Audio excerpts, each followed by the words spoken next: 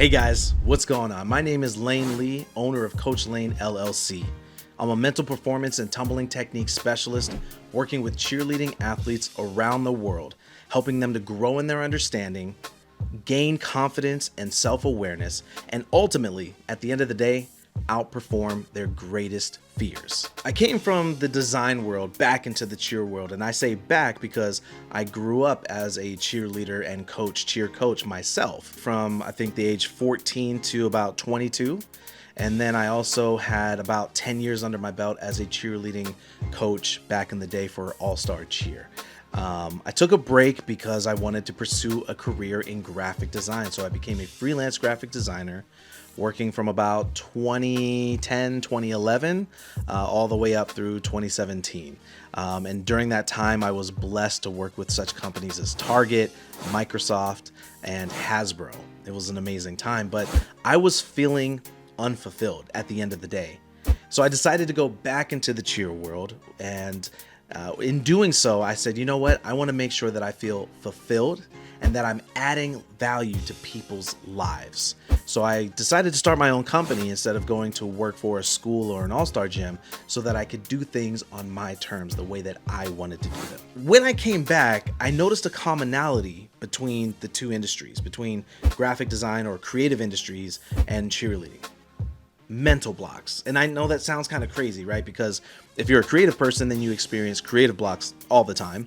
And if you're a cheerleader, then you're using the term mental blocks all the time, which is so annoying, but we'll get into that later. But in trying to examine and better understand this commonality, it started me on a journey of understanding that led me down a path of passion, of understanding in a greater sense what fear is and how it relates to all of us. How are mental blocks and fear connected? How can I better help everyday people understand and ultimately outperform fears? So when Dwight asked me to speak for Real Manhood 2022, of course, I immediately knew exactly what I wanted to talk to you about today: fear and manhood. In an effort to better dissect this concept, we're gonna have to break it down into three parts. Number one, what even is fear? Number two, fear and its role in masculinity. And number three, vulnerability and how it affects both fear and manhood. Let's get started. So number one, what is fear? Man, this is something I talk about all the time. If you follow me on social media, you see me posting about this regularly. Every time I do a live, this is something I end up talking about. I also talk about it on my podcast, Fearless University. The first is biological fear. This is the fear that is imprinted on our DNA. This is the fear that came with us evolving as humans. This is a fear that is a response to a clear and present danger. So for example, somebody holding a gun to your face, or a mountain lion chasing you down the street, or you're parachuting and your chute doesn't deploy. These are all really morbid examples, but very pertinent. This is what biological fear is. The one takeaway that is super important about biological fear is that it always moves us to action. There's an example I always use. I saw something on social media a number of years ago. It was CCTV footage, right, of these two young children in India. All of a sudden, a couple of junkyard dogs or slum dogs come out and surround them, start barking at them. The young girl runs off around the corner, leaving the boy by himself. And the boy, who very easily could have run as well, decided to start swinging at the dogs to fend them off, right? Now, what you just heard was that the girl ran off and that the boy stood his ground. That's the idea of fear that you have been fed, spoon-fed, since a very early age in America, as a male in America. What your male brain just heard was that the boy stood his ground because boys are brave, and the girl ran off because girls get scared. No. Here's the thing about biological fear. I said it already, but make sure you caught it. Biological fear always moves us to action. The biggest misconception about the fight or flight response is that fight means that you are brave and flight or fleeing means that you are weak or cowardly. When in fact, Both responses are actions. So if you decide to flee, that's an action. If you decide to stay and fight, that's an action. I posted a video on my TikTok explaining this, and in the background, I was using footage of the running of the bulls or people getting chased by wild animals, right? Just because you're fleeing doesn't mean that you're cowardly. And it's a concept you really need to let go of if you are to embrace healthy, vulnerable masculinity.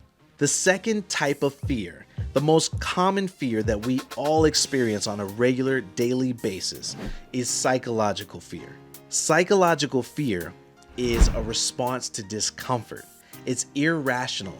It's the fear that your brain conjures and the lies that it creates to talk you out of an intended course of action because it deems it unsafe, uncomfortable, or unworthy of you taking a risk. And just like biological fear always moves us to action, psychological fear always causes paralysis. Irrational psychological fear defies logic. It is based in anti-rational thought because your brain is simply reacting to the discomfort of a new situation, of an uncomfortable encounter, something that it is not used to. And so your brain is trying to desperately get you back to a place where it feels you are safe. So why then do people want so badly to get rid of fear? Because facing fear requires discomfort, and the brain hates discomfort. It also requires vulnerability, which itself requires a tremendous deal of discomfort. Instead of dealing with the discomfort of facing our fears, we would much rather cling to the idea that we can conquer or defeat our fears. Or even worse, we come up with a reason why we should excuse our fears or come up with some rational reasoning for our fears, instead of trying to truly understand the origin, the why behind our fear, and what it's actually trying to tell us. Fear is not the problem, young kings. It is our response to fear, our discomfort in dealing with, and our reaction to it. That's the problem, and it leads to so many missed opportunities in life. If you want success, growth, true happiness, true love, if you want to embrace the greatness you were designed for, you must learn to get comfortable with discomfort. Period. Number 2, fear in the role of masculinity. We've already talked at length about how fear is a direct response to what? That's right, discomfort. This is why most of us fail at trying new or different things. New and different is uncomfortable. And instead of allowing us to experience that discomfort uninterrupted, our brains immediately seek out a place of comfort as to avoid mental, physical, or emotional distress. So more specifically, Coach Lain, what role does fear play in masculinity? I'm actually glad you asked, because the most destructive word, the most destructive idea to masculinity is fearlessness and the idea of being fearless. If you look up the etymology of the word fearless, it actually has roots in 16th century Europe. That's a time of fable and sword, right? Where jesters and sages were entertaining kings and queens, regaling them with larger than life tales of heroicism and fantasy, talking about these larger than life figures just oozing with masculinity, who were fearless in the face of danger. You know, you don't want to hear a tale about Bob the hunter who goes into the forest and gets eaten by a black bear. No, that's not exciting.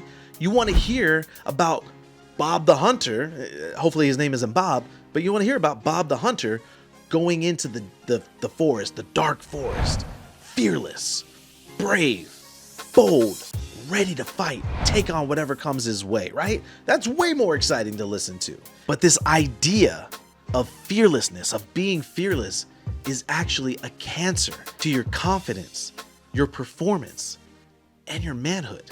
No one is fearless. Biologically, we need fear to alert us of clear and present dangers. This is our evolutionary fear. This is the fear that we've developed a strong understanding of because it's ingrained in our DNA. It lets us know when it's time to bounce. Psychologically, however, we need fear to let us know when we've grown too comfortable and when we once again need to step outside of our comfort zones into our discomfort zones to level up. Fear is not the problem. Are you catching on yet? Our relationship with it, our discomfort with it, our reaction to it, our understanding of it. That's the problem. To put this in a bit more of context, I want to talk about anger. Dr. Gary Chapman, author and inventor of the 5 love languages, also wrote a book on anger, in which he outlines 2 main types of anger. The first he calls godly anger, or the anger that we experience when we've witnessed an injustice. This is the anger that arises out of people doing wrong or getting over on you because they've done you wrong or dirty. This could be someone getting mugged or bullied. This could be Black Lives Matter. This could be the racial and socioeconomic prejudices and injustices that we witness on the news every single day. The second type, however, stems from expectations not being met, which almost always happens from a lack of communication.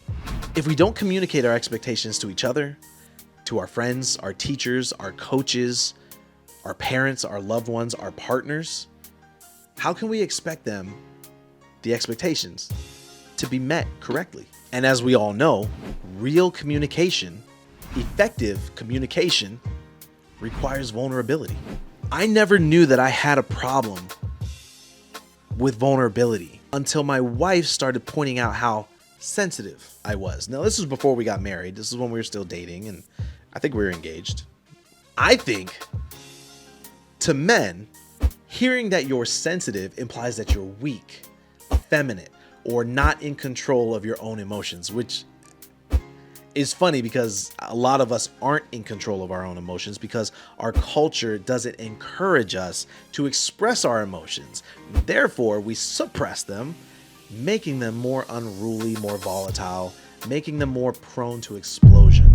What's weird is that I was never told these things. They were associations that I pick up from pop culture, from TV, from movies, from music, from role models and mentors and other guys that I looked up to in my day-to-day life. It got to the point where I was starting arguments with her over this, all because I didn't understand what being called sensitive meant, not to me, but about me. And it wasn't until she finally explained what she meant by it that my understanding started to shift. She told me that she grew up around many men and boys who all shared the same problem. They'd puff up their chests and act like the alpha all the time, never embracing their own sensitive sides and allowing themselves to be emotionally vulnerable. But she had seen that quality in me, and to her, it was refreshing. So when she called me sensitive, it wasn't a dig or an insult.